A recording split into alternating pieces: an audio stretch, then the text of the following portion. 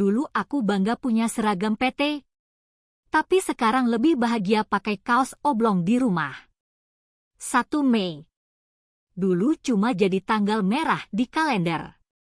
Waktu istirahat lebih panjang, bisa pulang kampung kalau mepet. Tapi semakin ke sini, hari buruh mulai terasa beda, lebih dalam, lebih personal. 17 tahun berangkat pagi, pulang sore kadang malam. Waktu masih jadi karyawan di salah satu perusahaan manufaktur di pinggiran kota, hidupku lurus. Jam 6 pagi sudah berdiri di halte, jam 7 absen, jam 4 sore pulang kalau beruntung.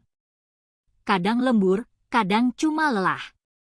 Gaji cukup, ada THR, BPJS, slip gaji tiap bulan, tapi entah kenapa, selalu ada lubang kosong yang nggak bisa ditutup. Setiap 1 Mei, aku lihat ribuan orang turun ke jalan. Terik, keringetan, teriak minta keadilan. Sementara aku duduk di rumah, sambil ngopi, nonton berita. Kadang mikir, apa yang mereka perjuangkan, ya? Kan kita udah kerja juga, digaji juga.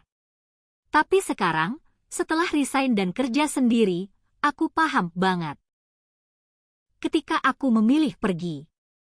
Keputusan resign setelah 17 tahun bukan hal yang gampang. Banyak yang bilang, kamu gila. Tinggal nunggu pensiun. Tapi hati ini nggak bisa terus kompromi. Hari-hariku dulu seperti salinan karbon, sama, berulang, dan pelan-pelan menggerus mimpi. Sampai akhirnya, aku bilang cukup. Sekarang aku freelancer. Nggak ada absen, nggak ada seragam, nggak ada slip gaji, tapi juga nggak ada batas untuk berkembang. Penghasilan naik turun, iya. Tapi aku mulai merasa hidupku milikku sendiri. Makna hari buruh jadi lebih dekat. Baru sekarang aku sadar, hari buruh bukan sekedar demo dan poster.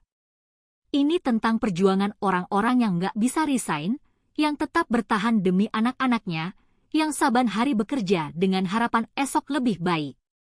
Dan ini juga tentang kita yang sudah memilih jalan berbeda, yang tetap bekerja, meski tanpa kantor, tanpa struktur.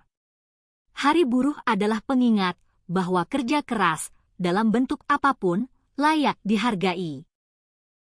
Bukan cuma soal status pekerja tetap atau freelance, tapi soal bagaimana manusia berjuang untuk hidup dengan martabat. Sekarang, aku nggak lagi diam di tanggal merah. Setiap 1 Mei, aku selalu posting sesuatu. Bukan untuk gaya-gayaan, tapi untuk menghormati teman-teman seperjuangan. Untuk teman-temanku yang masih di jalur korporat, aku salut atas ketahanan kalian. Untuk sesama freelancer, aku tahu rasanya merangkai mimpi dari nol.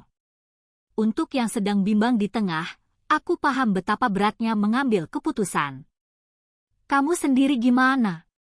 Masih kerja kantoran, atau sudah cabut seperti aku? Apa makna hari buruh buatmu sekarang?